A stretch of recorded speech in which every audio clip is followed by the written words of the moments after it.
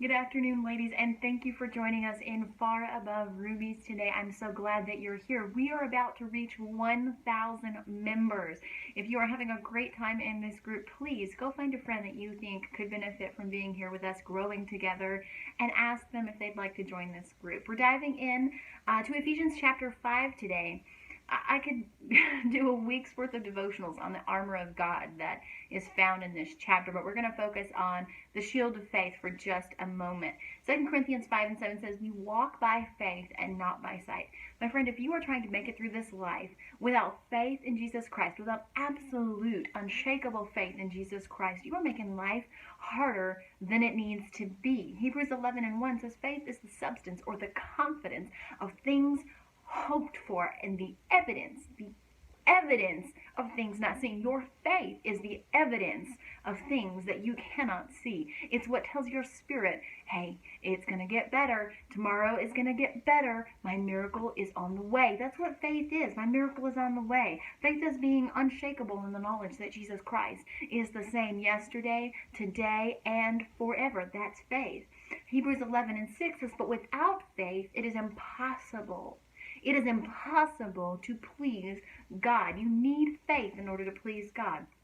This walk with God is nothing without faith. This walk with God is just a good children's Sunday school story without faith. But faith is what makes it come alive. Faith is what makes it real.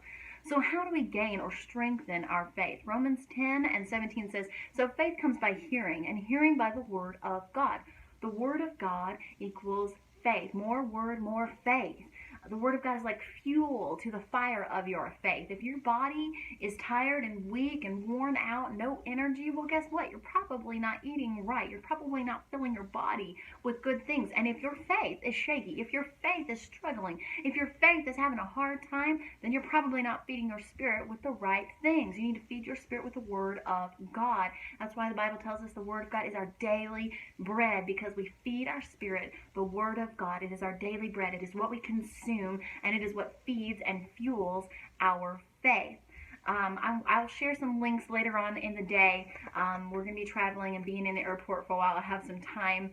I'm going to share some links to some great preaching that you can click in those YouTube videos, watch some great preaching, fill your spirit with more word of God, and thereby more faith. So once you strengthen your faith, how does it fit into the armor of God? Ephesians 6:16 says, above all, taking the shield of faith. The shield of faith, wherewith you will be able to quench all the fiery darts of the devil. Those little things that the devil tries to send your way to shake you, the little tension in your life, the little health issue in your life, the financial issue in your life, the little things that the devil sends to get under your skin. It says that the shield of faith can protect you from those fiery darts. The shield of faith can protect you from all, not some, not a few, not just the little tiny, all the fiery darts of the devil. Jesus even told the disciples that with faith the size of a mustard seed. Have you ever seen a mustard seed? If you haven't, I want you to go and look it up, okay? The size of a mustard seed. It's smaller than the head of a pencil. The size of a mustard seed, they could move mountains. All it takes is a little bit of faith. If you feel like your faith isn't strong, get into the word. Get into the word. Feed your faith. Fuel your faith, because if even the tiniest bit, the tiniest measurable bit of faith, you can move mountains. You can have a shield. You can be protected.